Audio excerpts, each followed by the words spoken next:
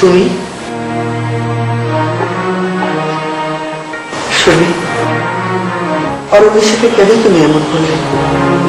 তোমার কি এতে মন ছিল না? না মা, না মা, প্লিজ মা, আমাকে ভুল বুঝবেন না মা, মা প্লিজ। অরণ্য আমাকে সব বলেছে। সামান্য একটা ব্যাপার নিয়ে তুমি কিনা এটা তুমি ঠিক করনি শর্মী, ঠিক করনি। আপনি ঠিকই বলেছেন মা।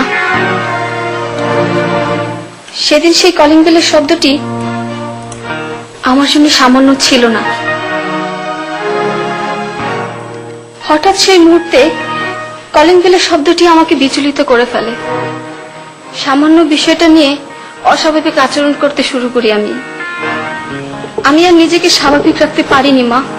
কেন এমন করলে শর্মী, কেন? সেদিন ছিল আমার জন্মদিন। একমাত্র মেয়ে হিসেবে বাবা আমাকে প্রচন্ড ভালোবাসতেন। রাতে বাবা বাসায় ফিরে প্রথমেই আমাকে জন্মদিনের উইশ করেন। তারপর বার্থডে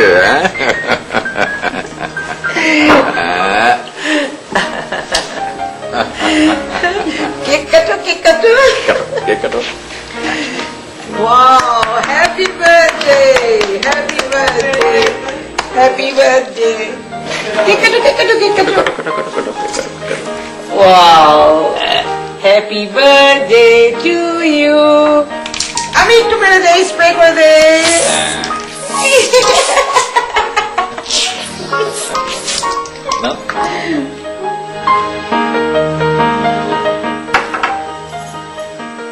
আমি আগে খাইয়ে দিই। হ্যাঁ, না না না না,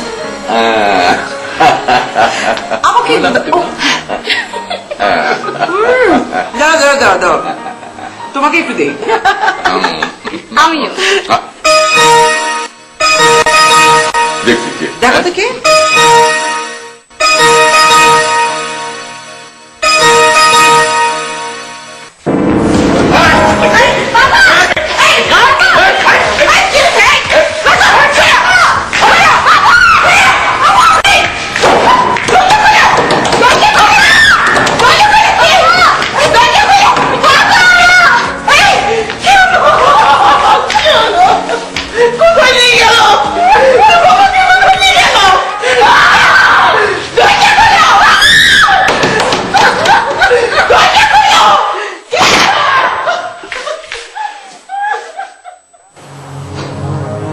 সেদিনই ছিল বাবাকে আমার শেষ দেখা।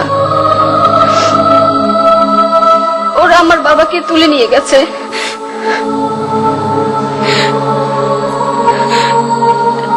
তারপরে আর কখনই আমি আর বাবাকে দেখিনি।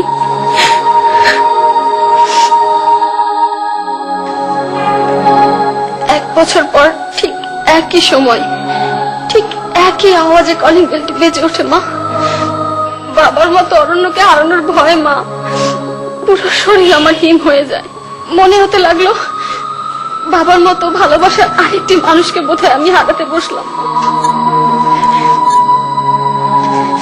এই নিয়ে সৃষ্টি হয় আমাদের মাঝে ভুল বোঝাবুঝি।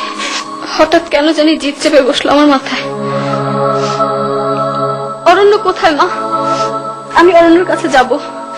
আমি ওর কাছে ক্ষমা চাইতে এসেছি মা। যাও, ওর ঘরে আছে।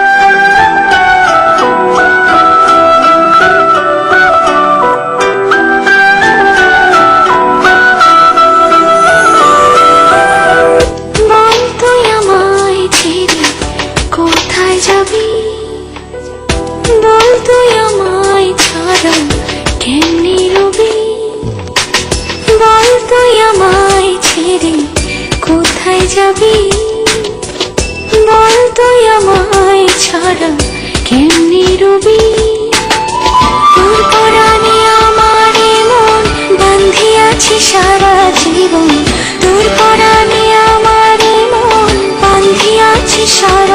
জীবন তোরে ছাড়া বাঁচি